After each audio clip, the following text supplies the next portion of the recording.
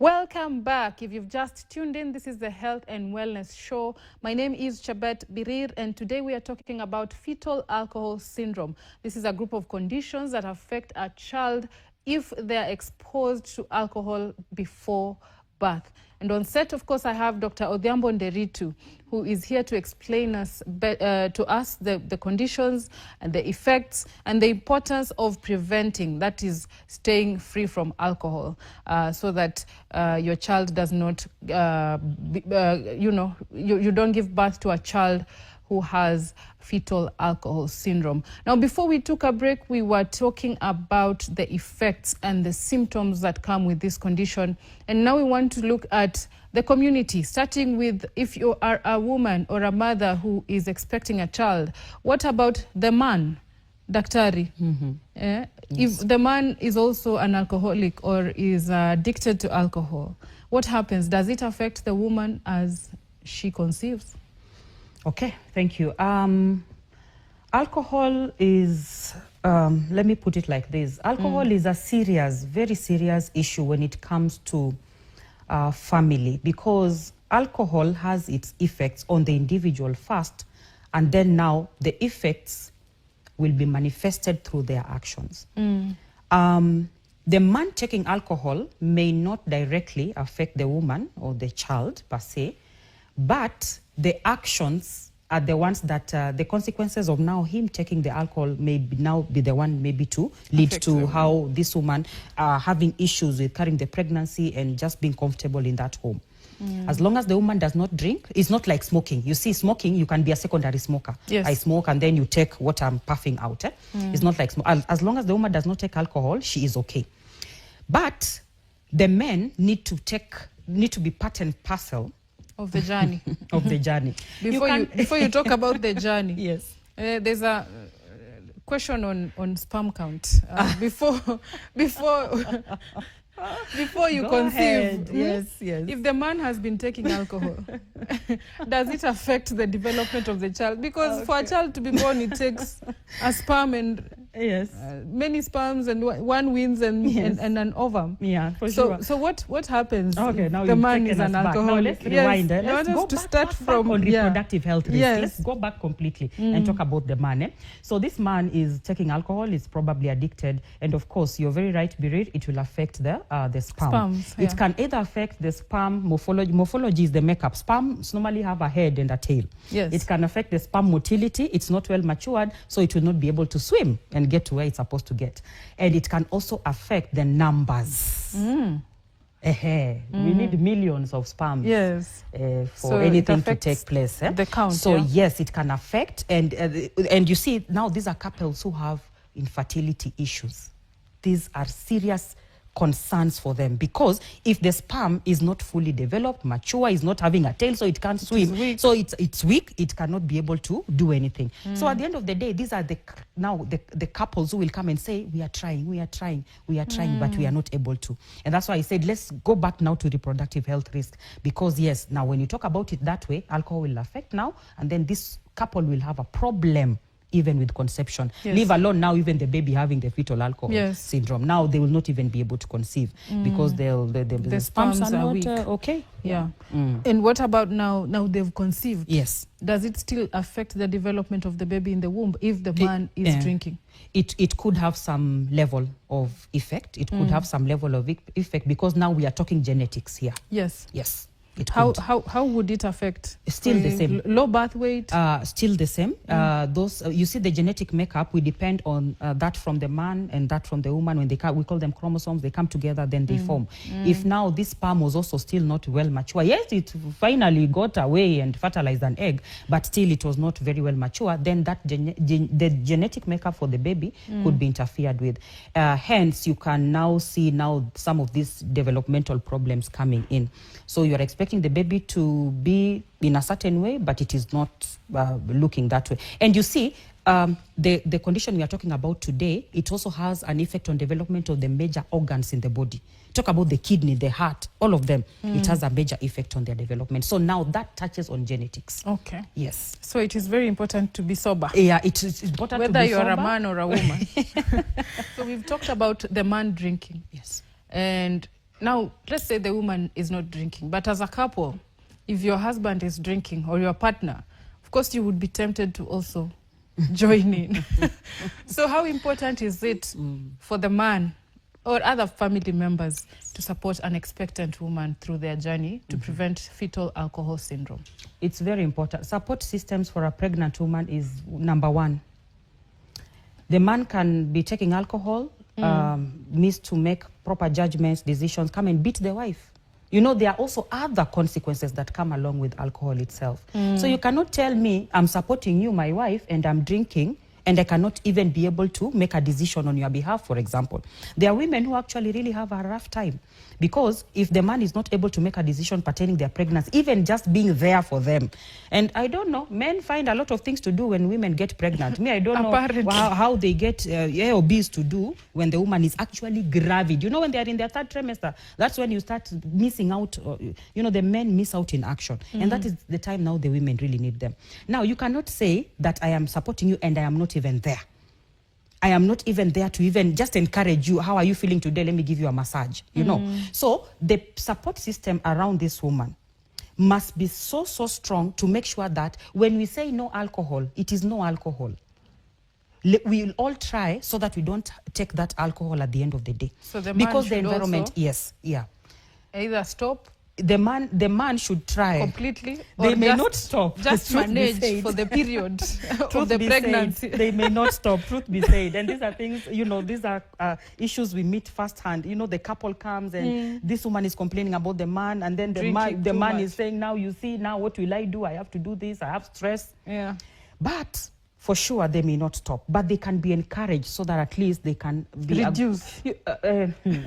For me, I'll tell them to stop, but they can reduce. They can reduce their intake and be there for the women, because be real, outside here, you know, when we are here and when we are there is very different. In the community, things are very different on the ground. Women are really suffering because they don't have someone to hold their hand. That is why some of them even end up going or calling their grandmothers or their mothers to come and stay with them, because they go and stay with their them parents in the duration of the pregnancy. So it's important. All I'm saying is it's important. If we are saying no alcohol with the time we are pregnant, let's all try not to take alcohol, because it's not all about what fetal alcohol syndrome. It's also about other effects. We can have beating of the wife. We can have, you know, just making. And you see, what if the man is the breadwinner? Now I will sleep hungry because you went and finished all the money taking. Even financial implications are there. You know, so social, name them. So they are very key issues. Yeah. Absolutely. Thank you for that. Now we've talked about the partner, and now there's the community. Yes. Before we went for a break, you said it was very important to involve the community in preventing fetal alcohol syndrome and the effects that come with it. Yeah. So how can we involve communities in preventing this? Number one, sensitization. Like what we are doing now. That sensitization is the biggest number one thing we need to do. We need, you see, the way we work in hospitals, we think everything is okay. We think 1 + 1 is 2, but 1 + 1 can also be 11. It is not the same. I'm working in an Aga Khan hospital, and I think because I'm seeing my clients and they look okay, it's okay also in the community. It is our role to get out of our comfort zones and move to the community and sensitize the community about alcohol. Number two, programs. Programs should be put in place to make sure that we educate the community.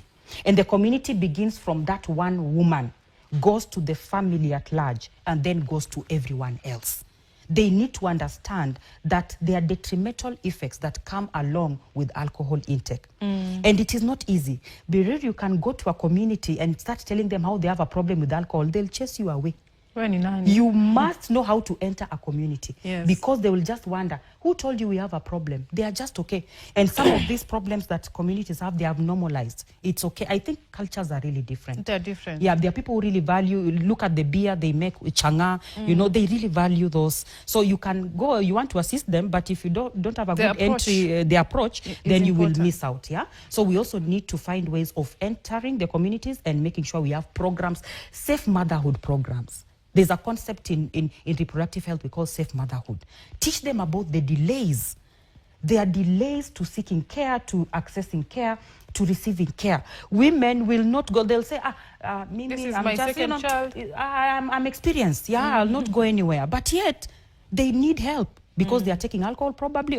And you know, one of the myths and misconception is that a small alcohol for the pregnant mother is good. Not bad. I thought so too, actually. You actually thought so? Yeah. Some little wine is good a for glass. you. A glass is good for the stomach. Now, I'm emphasizing again. Some women, let me tell you, some mothers actually say Guinness is good for kuosha mtoto. And Coca-Cola. So unasema, and Coca-Cola. Yeah. I've heard all that. So unasema hiyo yote ni no, there is nothing like uongo. that. Anaosha mtoto ni mchafu. Is the baby dirty? Yeah. So there is nothing like that. And Coca-Cola is also one of them. The Coca-Cola goes and the Guinness goes and cleanses the baby. You've seen babies who are born with white substance on their bodies. It's not that. It's just something. It's a byproduct of something. So you see, at the end of the day, there are women who will just wait until the last minute. There's a woman I went to see in County Meru. This woman is in the house on drugs, on alcohol, on bangi, on everything. She's in the house and she's 8 months pregnant.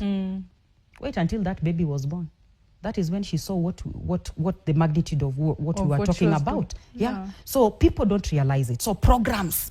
Teach the women on danger signs during pregnancy. Tell them to go and seek help whenever they need to get pregnant or whenever they are planning for their pregnancy. And then we have to also to work with the government. Governments, they have, they have put in place so many working. I don't know if I say working. If I say working, I'll be maybe going away. But they have programs that can support this, some of these agendas that we have on the grassroots. Okay. So government can also come in and we can use our leaders to get to that point where we are saying, okay, we need resources 1, 2, 3. Like now I was telling you, Birir, I think there are only 2 hospitals that take care of this fetal alcohol in Kenya. 2 hospitals.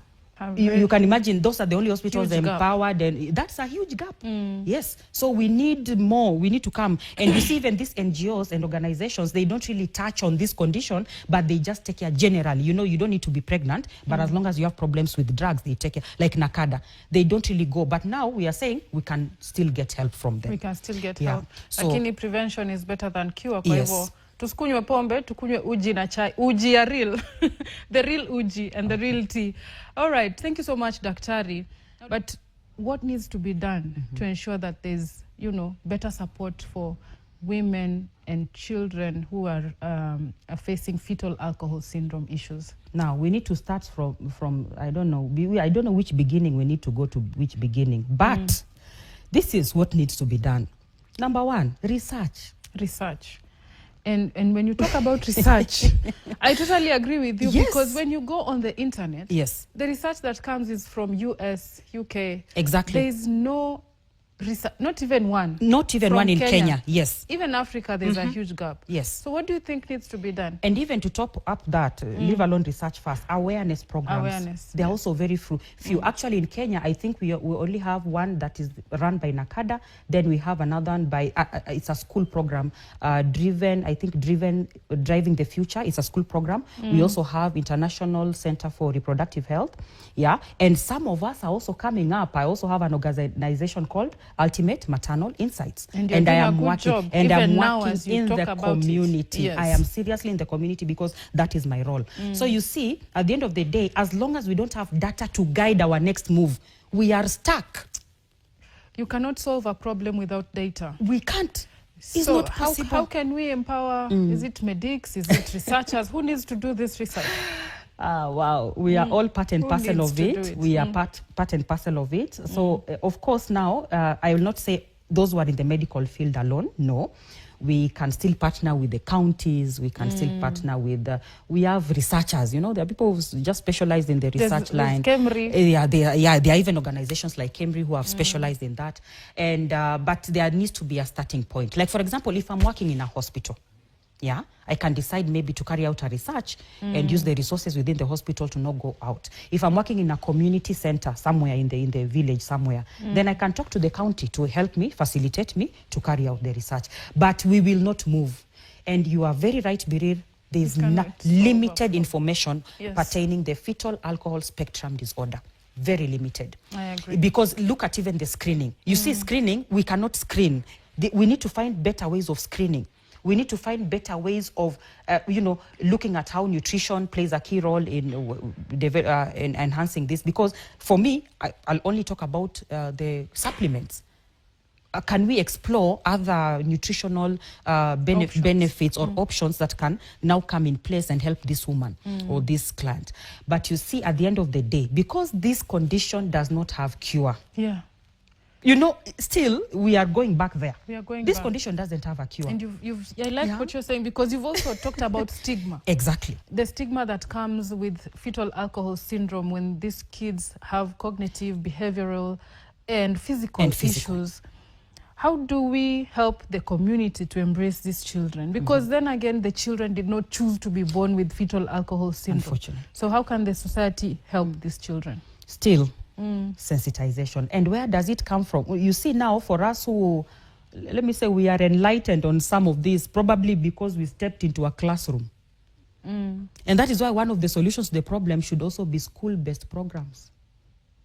Can we tailor those programs within schools, even if it is whatever level, university, call it tertiary, we need to put it so that at least when I go to class as a midwifery lecturer, and I'm talking about pregnancy complications, can I talk about some of this so that now you are my ambassador when you go out there, you are able to talk about it. So it really, we need institutions, learning institutions to come, facilities that, take care of these clients, community, but at the end of the day, it starts from somewhere. Yes. The community will just sit down and say, this child looks how, and they'll just not do anything about it. They'll just stigmatize. Yeah, and they will not do anything about it. But if someone takes a step and says, no, let me go to village A and tell them about this. But you see, this someone who's also stepping out must be empowered from somewhere. Yes. Yeah. So again, you are the change. You are the change. You are the change. I can decide with all this my knowledge that I have and all this my masomo to just sit on it. Yes. Yeah. So speak about it. Speak about share it. Information and learn from experience. I'd say it's better to learn from the experience of others than to learn from your own experience. Yes. So if you've seen a child who has fetal alcohol syndrome and you want to be an expectant mother, avoid alcohol. If you want to, conceive a child, just avoid alcohol altogether. Like Dr. Nderitu says, it's better to be safe than sorry. Thank you so much, Daktari. Now let's talk about what the government needs to do. We've talked about sensitization from community level, from you as a doctor and as a sexual reproductive health expert. But the government, when it comes to now preventing, what should they do? And also, in managing the conditions, how easy it is. How easy is it to manage fetal alcohol syndrome?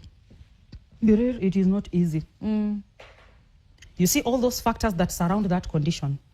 It is not easy. No one wants to have a child that looks like that. And it is lifelong. It is lifelong. It's not something that will end tomorrow. And maybe, Biril, before I go on, I don't know if we can have people to come out and speak about, people who now have that. I don't know where we can get them, but it will be very difficult to come out and just talk about this. But is it easy to, for a child to know that I am this way because my parents took alcohol?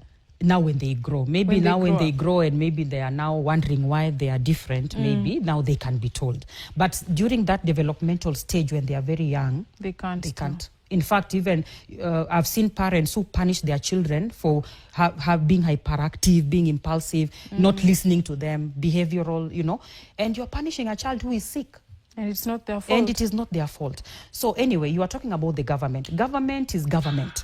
Government exists because they have people down here who they need to support and to uplift in whatever services they are offering. So for them is to make sure that. And you see, even government needs to be fed with information. So it's just that now it's unfortunate in Kenya, this is not a very loud condition. It's not a loud condition. We need to do something about it. So but government, awareness has to be we really need to go out and create awareness. But at the end of the day, government can only come in when now they have good information, they have data. They also work with, tangible evidence-based information and some document written to explain what is happening, and also to facilitate that process by making sure we have resources to go out and make sure we get these clients and talk to them about it, and to make sure that we are able to refer them accordingly. Because government, we have governmental organizations that run the disability program, for example, and we can have our children, these children go there and they can even learn for free. Some of these conditions now, they are very difficult. You can imagine a child who is like this learning with the other normal ones. They'll even just segregate him or not interact with him so much. So their programs are there. Government have programs, I know. But like I said, I'm worried because Kenya, this is not loud. It's not loud. There's limited research. There's no data. Yes, there's no data.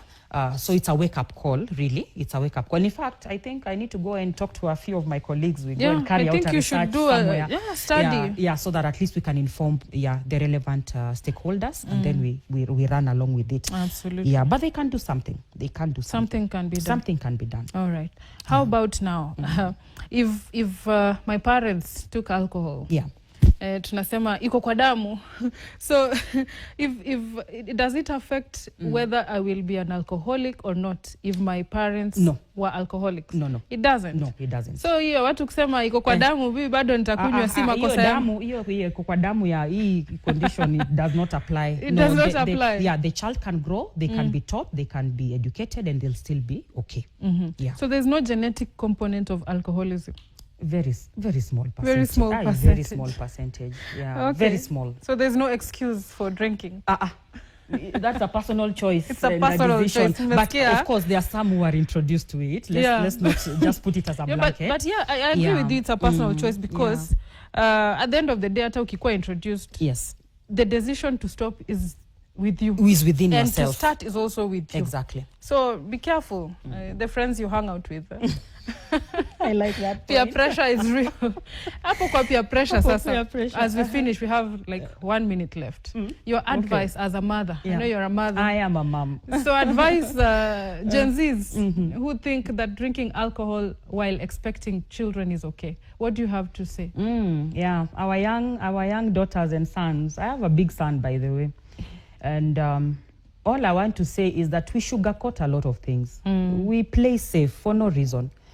There's nothing like alcohol is good for some time, I'll feel good, and now at the end of it, all my problems go out. There's nothing like that.